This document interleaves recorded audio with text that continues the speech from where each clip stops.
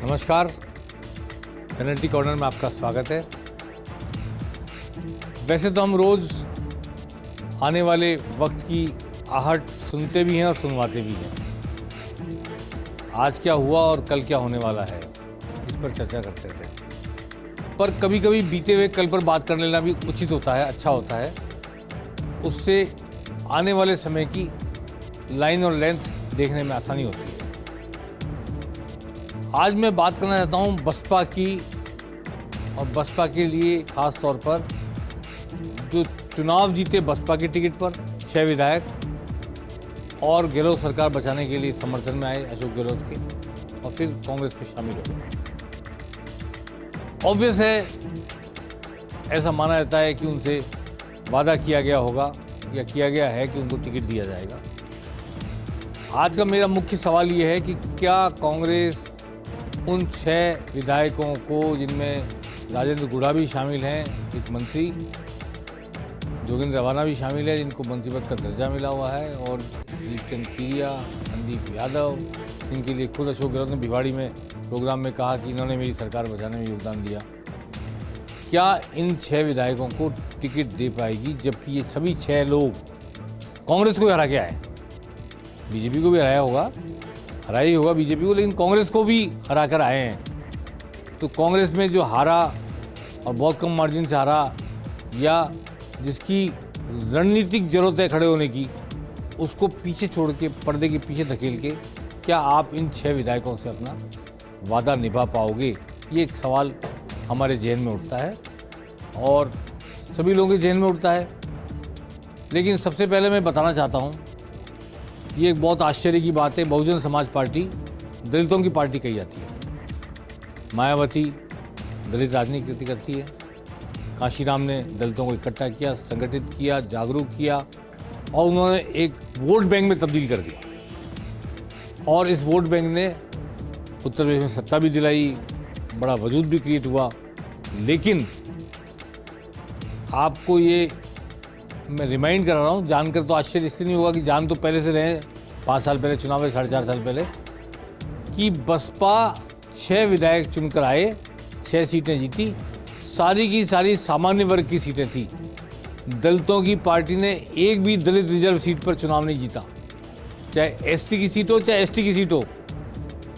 ये एक आश्चर्य की बात आता हूँ कि जो पार्टी वोट ही दलितों के नाम पे मांगती है, जिसका मुख्य धारा दलित समाज है, वोट बैंक दलित समाज है, दलितों का हित है, और कभी उन्होंने नारा भी दिया था, तिलक तराजू और तलवार, इनको मारो जूते 4, उत्तर प्रदेश में, वो भी पार्टी एससी सीट पर, रिजर्व सीट पर चुनाव नहीं जीत रही, एसटी की रिजर्व सीट पर चुनाव नहीं जीत रही, सामान्य सीट पर चुनाव जीत रही है। ये क्यों होता है, ये मैं बताना चाहता हूँ। ये मैं इसलिए कहना चाहता हूँ कि बसपा की राजस्थान में कोई फॉलोइंग नहीं है। बसपा का राजस्थान में कोई संगठनात्मक ढांचा नहीं है। जब चुनाव आते हैं, ये नीला हाथी आता है और कुछ लोग इसके पीछे चल पड़ते हैं, जीतते हैं कुछ लोग, और फिर कांग्रेस में शामिल हो जाते हैं। बार बार, कितनी नावों में कितनी बार राजेंद्र गुड़ा तो 2 बार से ज़्यादा कांग्रेस में शामिल हो गए बसपा की टिकट पर जीतकर। तो ये एक माइंडसेट है लोगों का, जिसको एक्सप्लोर करती है, जिसको एक्सप्लॉइट करती है बसपा। और बसपा के टिकट पर सामान्य वर्ग के लोग जब खड़े होते हैं, तो उनको अपनी जाति समुदाय के, उनकी अपनी फॉलोइंग के वोट तो मिलते ही हैं, प्लस बसपा के वोट बैंक के वोट, दलितों के वोट बैंक के वोट इतने मिल जाते हैं कि सामान्य सीट पर दूसरा प्रत्याशी उस एक तरफा मार्जिन को न्यूट्रलाइज नहीं कर पाता। एससी और एसटी की सीट के लिए मैं कहना चाहता हूं कि जो रिजर्व सीटें हैं, जो शेड्यूल्ड कास्ट के रिजर्व है, जो शेड्यूल्ड ट्राइब के रिजर्व है, जो मीणाओं के लिए खास तौर पर मानी जाती हैं, उन सीटों पर तीनों पार्टियों के प्रत्याशी एससी और एसटी के ही होते हैं। जो सीट रिजर्व है, उस सीट पर प्रत्याशी उसी जाति का होगा। तो जैसे ही दलित वर्ग को मुख्य धारा की राष्ट्रीय पार्टियां, बीजेपी और कांग्रेस का विकल्प मिलता है अपने समाज में से चुनने के लिए, वैसे ही दलित समाज बीएसपी के पीछे से हट जाता है और वो राष्ट्रीय पार्टियों बीजेपी और कांग्रेस के प्रत्याशियों की तरफ झुकता है, बढ़ता है, उनको वोट देता है। तो या तो कांग्रेस जीतती है, बीजेपी जीतती है, क्योंकि तीनों ही दलित होते हैं। बीएसपी का भी दलित है, कांग्रेस का भी दलित है, बीजेपी का दलित है। तो एक तो वोटिंग पैटर्न ये होता है कि लोग जीतने वाले को वोट देते हैं, सरकार में साझेदारी चाहते हैं हमारा वोट निर्णायक और डिसाइसिव हो। तो जहाँ बीएसपी है वहाँ लोग ये मानते हैं SC ST की कॉन्स्टिट्यूंसी में, रिजर्व कॉन्स्टिट्यूंसी में, कि ये डिसाइसिव वोट नहीं होगा इसको देना। इसको डिसाइसिव वोट बनाने के लिए, अपने निर्णायक वोट बनाने के लिए बीजेपी को दो या कांग्रेस को दो जो राज में आ सके। तो सभी रिजर्व सीटों पर बीएसपी चुनाव हारती है, लेकिन जनरल सीट पर इसलिए जीतती है कि एक तरफा दलित वोट पड़ जाता है उस सवर्ण व्यक्ति के पक्ष में जो बीएसपी की टिकट पर खड़ा होता है। वो वोट को काउंटर नहीं कर सकती बीजेपी और कांग्रेस के लोग, क्योंकि ये एक तरफा वोटिंग होती है और नीले हाथी के नाम पर होती है। तो इस एक तरफा वोटिंग को जनरल सीट पर काउंटर करने के लिए कांग्रेस के पास जरूर मुस्लिम वोट बैंक है, लेकिन वो ऐसा नहीं होता जिन सीटों पर कि न्यूट्रलाइज कर सके दलित वोटों को। वहाँ पर जनरल सीट पर बीएसपी का प्रत्याशी जीत जाता है और बीजेपी कांग्रेस के प्रत्याशी जनरल सीट होने के बावजूद भी दलित वोटों की मार से पराजित हो जाते हैं। इसलिए बीएसपी की ये सफलता उल्लेखनीय, रेखांकित करने योग्य है। इसका पॉलिटिकल एनालिसिस होना चाहिए कि बीएसपी दलितों की पार्टी कहलाती है और उसके प्रत्याशी जनरल सीट पर जीत कर आते हैं। ये मैं बात रेखांकित करना चाहता हूँ आज की तारीख। अब 6 विधायक जीत कर आए थे बसपा के और 6 विधायक कांग्रेस में शामिल हो गए। कांग्रेस कैसे उनको टिकट दे पाएगी जबकि वो कांग्रेस के व्यक्ति को ही हरा कर आए हैं? और जहां कांग्रेस का हरा व्यक्ति ऐसा है जिसका टिकट काटना आसान नहीं होगा, वहां क्या कांग्रेस अपना वादा निभा पाएगी? इस पर मैं आज चर्चा करना चाहता हूं। किशनगढ़ अलवर जिले की एक सीट है। दीपचंद खीरिया कांग्रेसी थे पुराने और बहुत ही खांटी कांग्रेसी रहे, पर टिकट नहीं मिला तो बीएसपी से टिकट लेकर आ गए और जीत गए। अब इन्होंने रामहेत यादव को हराया है जो बीजेपी से लड़े थे। 10,000 वोटों से हराया, 73,000 वोट नहीं मिले, 63,000 रामहेत यादव। लेकिन डॉक्टर करण सिंह यादव, पूर्व मंत्री राजस्थान सरकार के, पूर्व सांसद अलवर के और SMS कॉलेज के पूर्व प्रिंसिपल, वो खड़े हुए थे कांग्रेस की तरफ से। हालांकि उम्रदराज हो चुके हैं, शायद वो उस तरह अब क्लेम ना करें। तो दीपचंद खेरिया को कांग्रेस अपना वादा पूरा करके टिकट दे सकती है, परंतु मैं यहाँ फिर कहना चाहता हूँ कि पहले यादव वोट डॉक्टर करण सिंह यादव, रामहेत यादव में बटे थे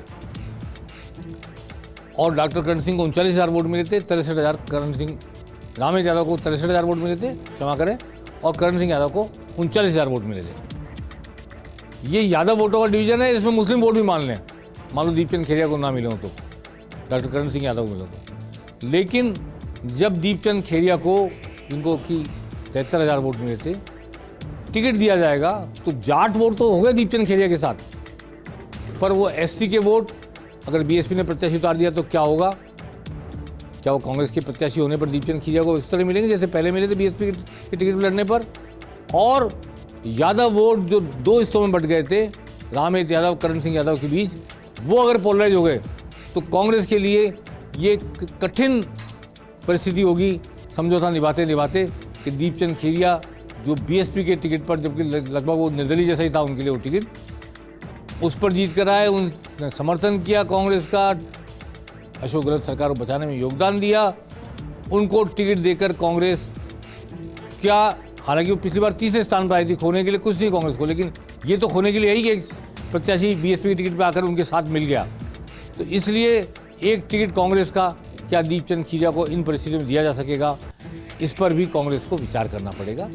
वो अपना वादा निभा तो सकती है, कांग्रेस के हारे हुए प्रत्याशी शायद उस तरह दावेदारी ना करें, लेकिन इसको निभाने में उसके सामने रणनीतिक और राजनीतिक संकट आ सकता है, ये मैं कहना चाहता हूँ।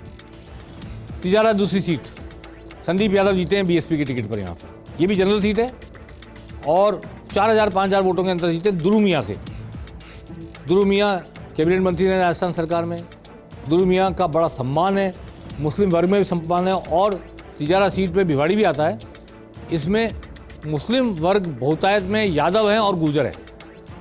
बीजेपी ने गुर्जर को टिकट दिया था, संदीप दायमा को, जो नगर पालिका अध्यक्ष थे वहाँ पे, तो वो 3रे स्थान पर रहे, दुरू मियाँ 2रे स्थान पर रहे पहले स्थान पर संदीप यादव।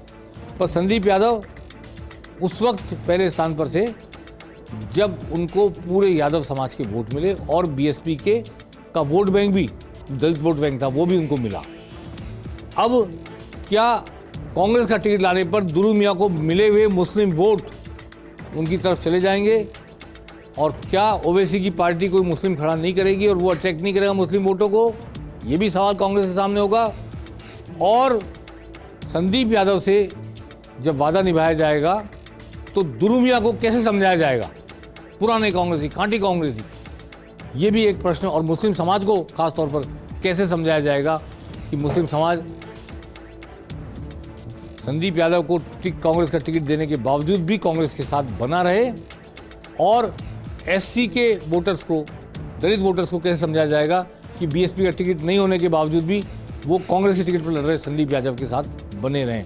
इन्होंने क्या 5 साल मेहनत की, वो काम आएगी वो हम नहीं जानते इस वक्त क्या मेहनत की, लेकिन जो राजनीतिक तौर पर गणित देखा जाता है, मैं आज उसी पर चर्चा कर रहा हूँ कि ये भी एक यक्ष प्रश्न है कि संदीप यादव को टिकट देते समय दुरू मियां और मुस्लिम समाज को कैसे समझाया जाएगा कांग्रेस सामने, ये भी एक चुनौती है।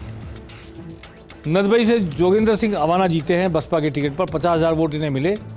कृष्णेंद्र कौर दीपा बीजेपी की थी, उनको उन्होंने हराया 4,000 वोट से लगभग।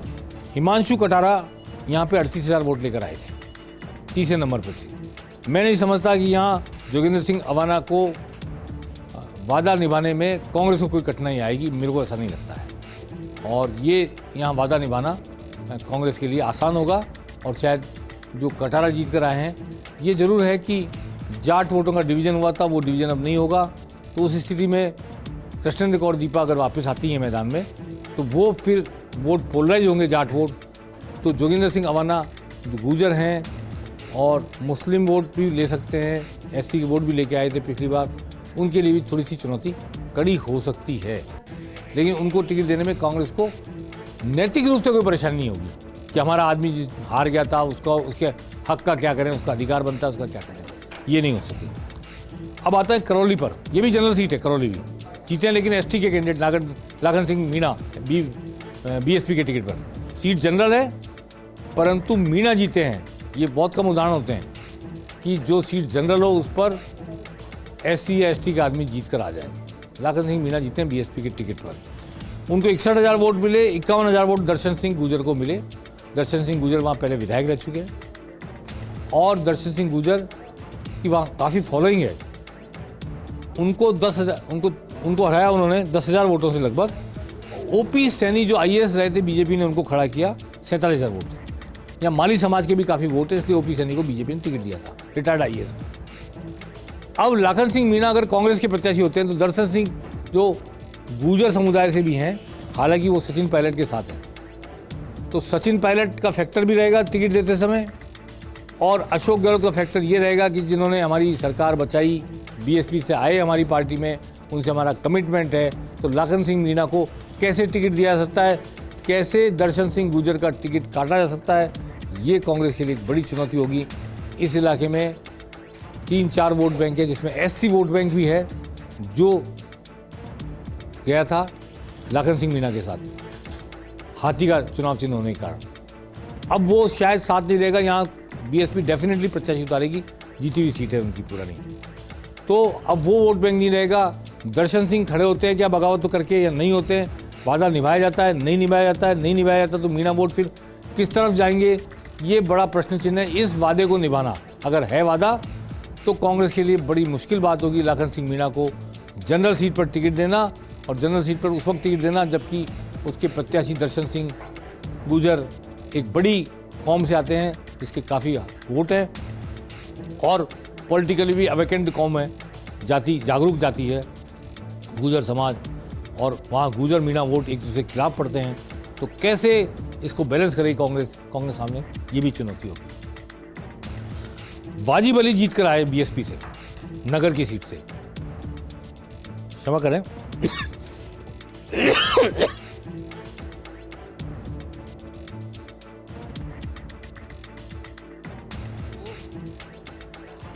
जिताया है। और वाजिब अली, इनका ऑस्ट्रेलिया में बड़ा काम है एजुकेशन का, काफ़ी समय ऑस्ट्रेलिया रहते हैं, भारत कम रहते हैं, लेकिन साधन संपन्न व्यक्ति हैं उस इलाके में। पहले उन्होंने किरोलाल मीणा की पार्टी से भी चुनाव लड़ा था एक बार। तो वाजिब अली जीते हैं भारी 25,000 वोटों से, लेकिन उन्होंने हराया किसको? समाजवादी पार्टी। समाजवादी पार्टी ने चुनाव लड़ा था। नेम सिंह फौजदार जो जाट हैं उनको लड़ाया समाजवादी पार्टी ने। समाजवादी पार्टी राजस्थान में जब चुनाव लड़ रही थी तब उन्होंने कुछ सीटों पर चुनाव लड़ा, तो उत्तर प्रदेश से लगती हुई सीमा पर उम्मीदवार खड़े किए। नेम सिंह फौजदार 25,000 वोटों से हारे, लेकिन वहाँ अनीता गुजर बीजेपी के टिकट पर और मुरारी लाल दोनों को 31,000 वोट मिले। और तीनों के वोट जोड़ लिए जाएं तो 1 लाख वोट होते हैं। नेम सिंह फौजदार, अनीता गुजर और मुरारी लाल के वोट जोड़े जाए तो 1 लाख वोट हैं जो नगर के वर्तमान विधायक बीएसपी के टिकट पर चुन के आने वाले वाजिब अली के खिलाफ पड़े हैं, जबकि वाजिब अली को मिले हैं 62,000 वोट। अब ये वोटों का मंथन होगा। वाजिब अली को अगर कांग्रेस टिकट देती है तो वाजिब अली के मुस्लिम वोट तो उनके साथ जाएंगे, लेकिन क्या गुजर वोटों का जो बंटवारा कर पाए मुरारी लाल और गुजर वोट और नेम सिंह फौजदार के वोट ये किस तरफ जाएंगे? क्या वाजिब अली के साथ जाएंगे कांग्रेस का टिकट मिलने पर यहाँ कांग्रेस के प्रत्याशी जो हारे हैं वो चौथे नंबर पर हैं। उनकी चुनौती इतनी बड़ी नहीं है कि वो पार्टी में बगावत कर लें या टिकट की दमदार होकर दावेदारी पेश करें।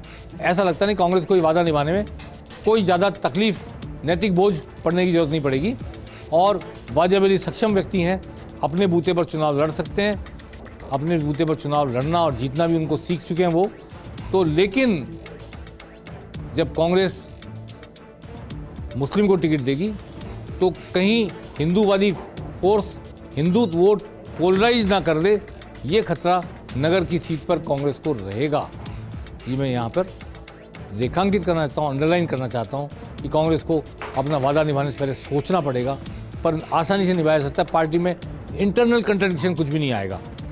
अब इसके बाद उदयपुर वाटी की बात आती है। राजेंद्र सिंह गुड़ा जो मंत्री हैं अभी, ऐसे तो पूरी सचिन पायलट की सभा में गए थे, खुलकर बोला हमारी सरकार का अलाइनमेंट बिगड़ गया है, ये हो गया वो हो गया, कई बातें बोली, लेकिन खुलकर सचिन पायलट के साथ हैं तो सचिन पायलट कांग्रेस में बने रहेंगे तो उनके टिकट के लिए वो लड़ेंगे। और यहाँ पर कांग्रेस का भगवान राम सैनी थे, उनको 52,000 वोट मिले। शिवकरण चौधरी को 53,000 वोट मिले। सेकंड नंबर पर बीजेपी के शिवकरण चौधरी आए। 1,000 वोट का अंतर था बीजेपी कांग्रेस में।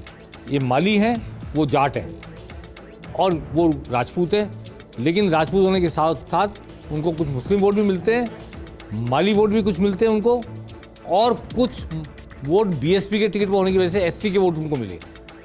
तो अब क्या बीएसपी का टिकट नहीं होगा तो बीएसपी कैंडिडेट खड़ा नहीं करेगी? बीएसपी जब कैंडिडेट खड़ा करेगी उस स्थिति में क्या राजेंद्र गुड़ा को टिकट देने के बाद ये एश्योर किया जा सकता है कि एससी के वोट अब भी उनको मिले इस बार? और माली वोट भी जब अशोक गहलोत की खुलकर खिलाफत कर रहे हैं, अगर माली जो खड़े हुए थे भगवान राम सैनी, उनका टिकट काट भी दे कांग्रेस, तो उस स्थिति में क्या गुड़ा को टिकट देकर कांग्रेस जिता पाएगी? पहली बात तो कांग्रेस देगी क्या टिकट? और देगी, मान लो सचिन पायलट ने जोर लगाया मिल भी गया, तो माली समाज को कांग्रेस क्या जवाब देगी? और क्या एससी के वोट उनसे छिटक नहीं जाएंगे? बीएसपी अपना कैंडिडेट खड़ा नहीं करेगी? तो ये 6 सीटें थी जिनके बारे में मैंने आज चर्चा की। ये सीटें वो है जो बसपा के टिकट पर सामान्य सीटें जीत के आई बसपा, और बाद में लेटर स्टेज पर वो कांग्रेस के समर्थन में अशोक गहलोत सरकार बचाने के लिए आगे आए और कांग्रेस में मिल गए। कांग्रेस का वादा है इनको शायद टिकट देने का, उसको निभा पाएगी नहीं निभा पाएगी, निभाएगी तो क्या समीकरण रहेंगे, इस पर मैंने आज चर्चा की। चलते चलते बता दूं कि आज कांग्रेस के तीनों सह प्रभारियों ने प्रभारी रंधावा की मौजूदगी में मुख्यमंत्री अशोक गहलोत और डोटासरा से मुलाकात की, और जो फीडबैक बाजार में मिला है, फीडबैक जिलों के दौरे के बाद मिला है, जो कमियां बताई गई है, जो अच्छी बातें बताई गई, प्लस माइनस सब कुछ मुख्यमंत्री अशोक गहलोत को बताया गया। शायद इसके आधार पर मुख्यमंत्री गहलोत आगे की योजनाएं बनाए, रणनीति बनाए, क्या करना बाकी रह गया है उस पर मंथन हो, और आने वाले दिनों में हमें कांग्रेस में भी नियुक्तियां, सरकार में नियुक्तियां और सरकार की नई घोषणाएं इस फीडबैक के आधार पर देखने को मिले। पेनल्टी कॉर्नर में आज बस इतना ही। नमस्कार।